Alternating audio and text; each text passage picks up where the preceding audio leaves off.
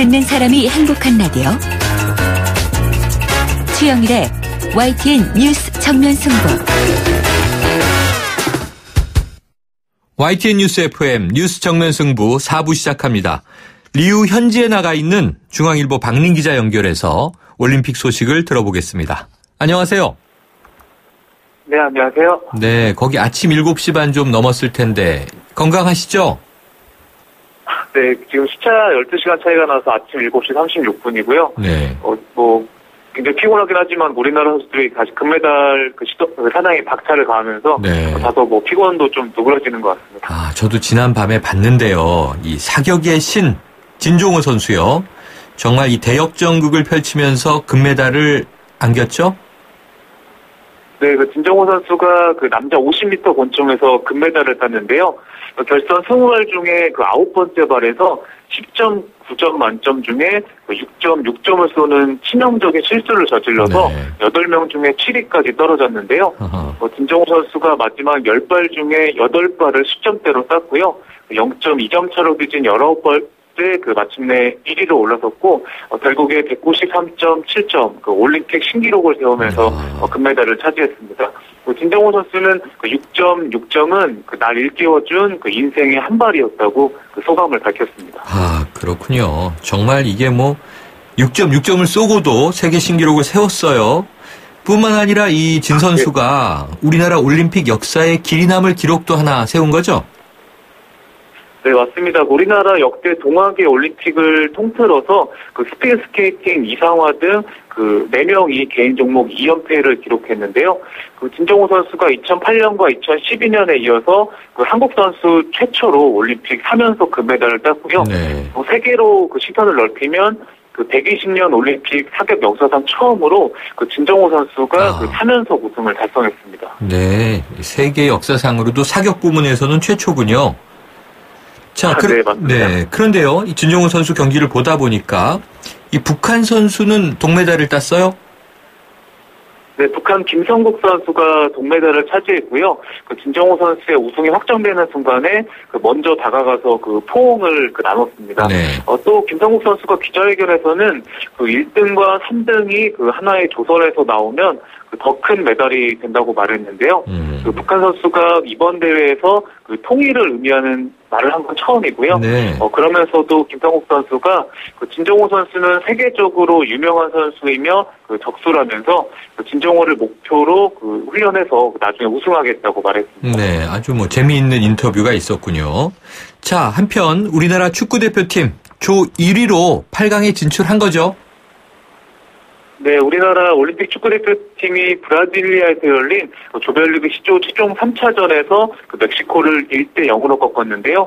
후반 32분에 권창훈 선수가 결승골을 넣으면서 2승 1무로 조 1위로 8강에 올랐고요. 사실 이번 올림픽 팀이 양측에 낀 골짜기 세대라 불렸는데 이번에 독일과 멕시코가 속한 조별리그를 통과하면서 골짜기 세대의 반란을 일으켰습니다. 네, 자, 주말에 이제 온두라스하고의 경기를 또 기대하는 분들 많습니다. 이 오늘 밤과 내일 새벽에 좀 우리가 주목해야 할 경기 소식 알려주시죠. 네, 여자양궁 기보배 선수가 오늘 밤 9시부터 개인전 16강에 나서는데요.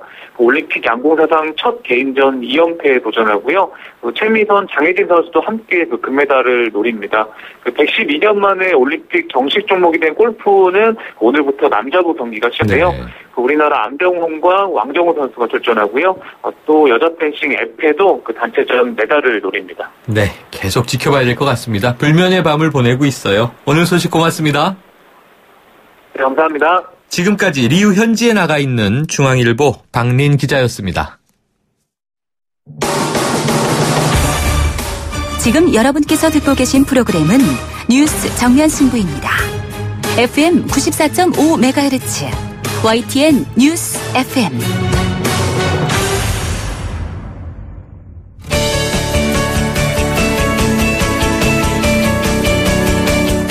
5년 뒤의 우리 경제?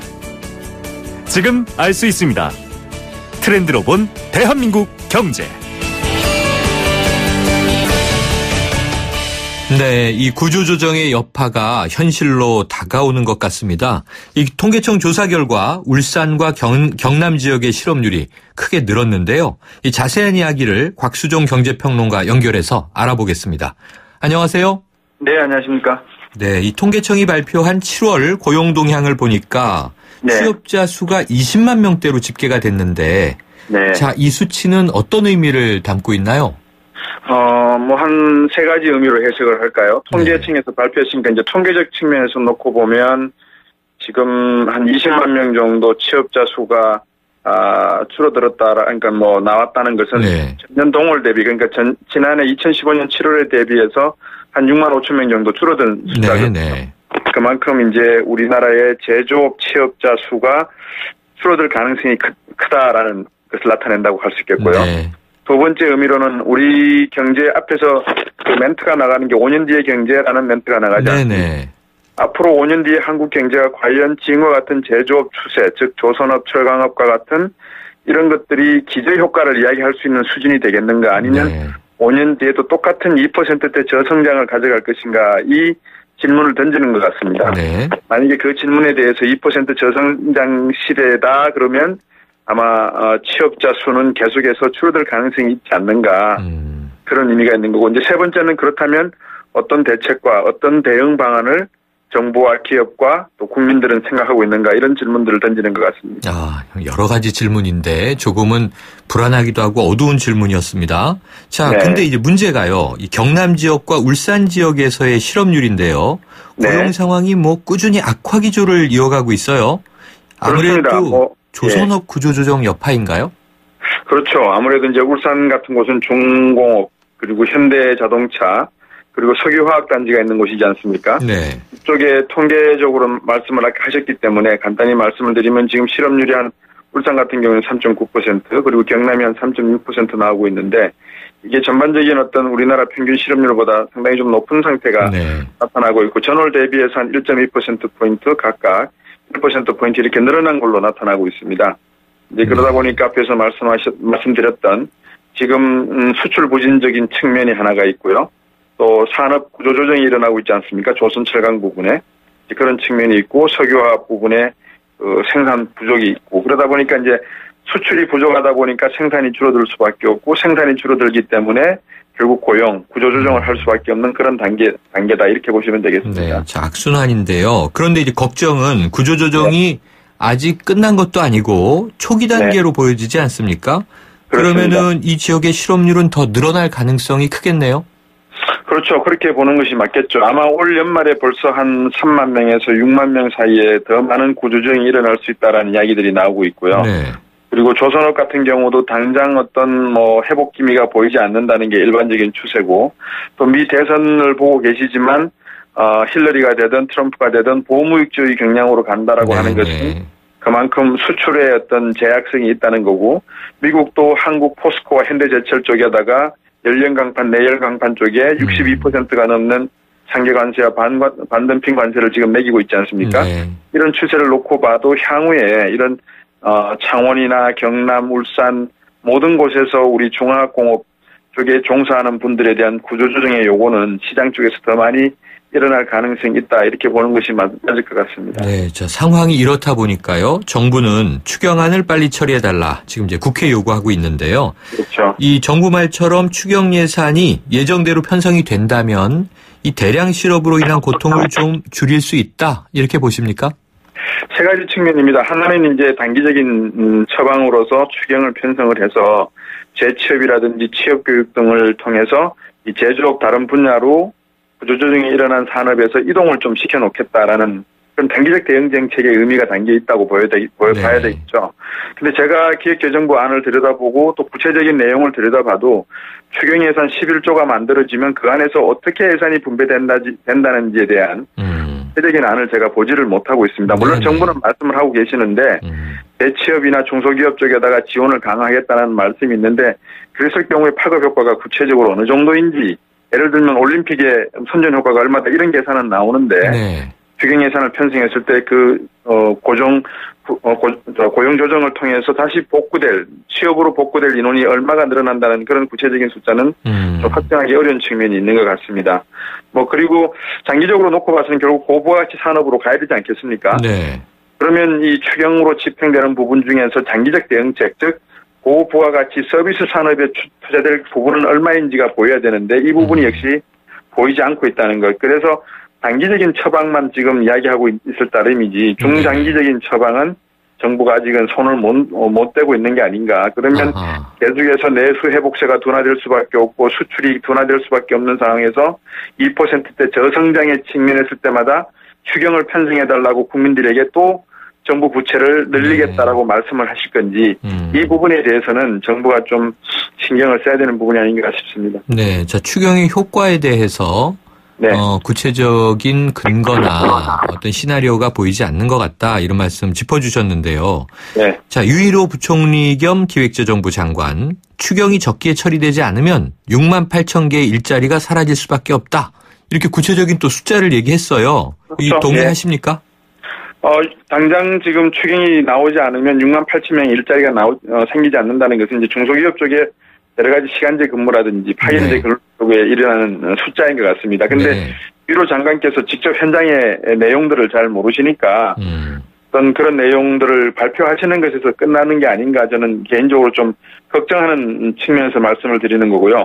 예를 들면 이런 거죠. 고용이라고 하는 측면에서 간접 효과가 많습니다. 우리가 메르스 때문에 서비스 분야의 숙박업이나 음식업에 상당히 좀 고용 창출이 적었었지 않습니까? 네네. 그런데 중국 관광객 수가 회복되면서 이 부분에 서비스 인구가 좀 늘어나기 시작을 했습니다. 취업자 수가. 네.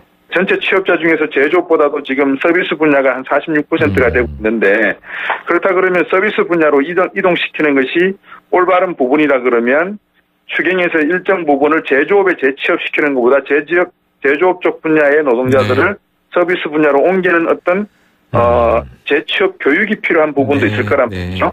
이런 부분에 대한 구체적인 숫자가 나와야지만 총체적인 숫자가 나온다는 말씀이고 개인 소비세 부분이 지금 이제 약화되는 부분이 이제 끝났지 않습니까? 네네. 개인 소비세가 종료되다 보니까 감세가 종료된 자동차라든지 여러 가지 소비가 줄어들고 있습니다. 그러니까 추경을 하지 않더라도 소비세 부분만 일정 연장을 한다 하더라도 개인 소비가 늘어나는 부분이 있기 때문에 여러 가지 측면들을 정부는 좀 고민을 해보셔야 될 필요가 있다. 또 소비자들이 소비세를 낮춰주고 해도 저금리 시대에도 불구하고 저축을 더 많이 하고 있는 것은 왜 그런지에 대한 것도 한번 고민을 해봐야 된다는 말씀도 같이 드리고 싶습니다. 정부의 고민이 다양하게 많을 텐데요. 또 올해 하반기부터는 고용 대란 본격화 이야기도 있어요. 네네. 자, 정부가 하반기 고용 대책을 마련함에 있어서 절대로 실기해서 안 되는 거 한 가지 짚어주신다면 뭘까요? 정부가 추경을 말씀하실 게 아니라 아까도 말씀을 드렸습니다만 단기적 대책과 함께 중장기적 대책을 반드시 고민을 하셔야 될 부분이 있는 것 같습니다.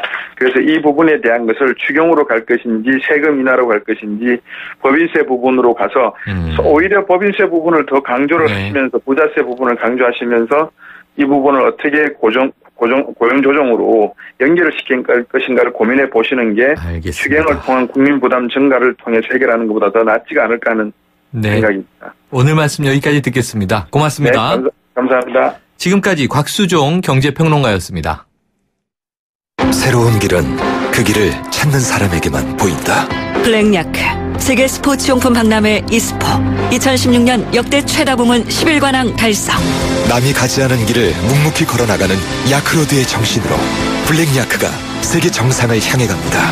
세상은 문 밖에 있다. 블랙야크. 더 넥스트 스파크 한국자동차 산업협회 기준 2016 상반기 경차 판매 1위. 감사의 마음으로 준비한 혜택. 스파크를 구매하는 선착순 5,000분께 100만 원 할인. 지금은 스파크 전성시대. 60개월 할부 이용 조건, 이자율 4.9%, 할부원금 500만 원 이상. 8월 31일까지 홈페이지 참조. Chevrolet, find new roads. 어라, 성주형 요즘 잘 벌더니 냉장고가 2대네? 한 대인데? 위아래 문이 4개인데? 야, 문 4개가 요즘엔 대세야. 너도 바꿔. 롯데 하이마트 냉장고 대전. 특가에 캐시백, 무이자 카드 혜택까지. 혜원아, 냉장고 바꿔줄게. 하이마트로 가요. 8월 5일부터 29일까지 자세한 행사 내용은 매장에 문의. 올여름 미스터 피자를 부르면 치킨도 오시고요. 8월 25일까지 프리미엄 피자 라지 배달 주문 시 순살 치킨이 무료. 미스터 피자 치킨 드림. 1577-0077 미스터 피자. 자세한 내용은 홈페이지 참조. 제휴 및 기타 중복 할인 불가. 팔도 비빔면을 가장 맛있게 먹는 방법은? 오른손으로 비비고 왼손으로 비비고. 에이, 현대오일뱅크에서 공짜로 먹는 거지. 지금 현대오일뱅크에서 보너스 카드로 4만 원 이상 주유 시 팔도 비빔면 150만 개가 쏟아진다. 8월 21일까지 홈페이지 참조. 현대오일뱅크.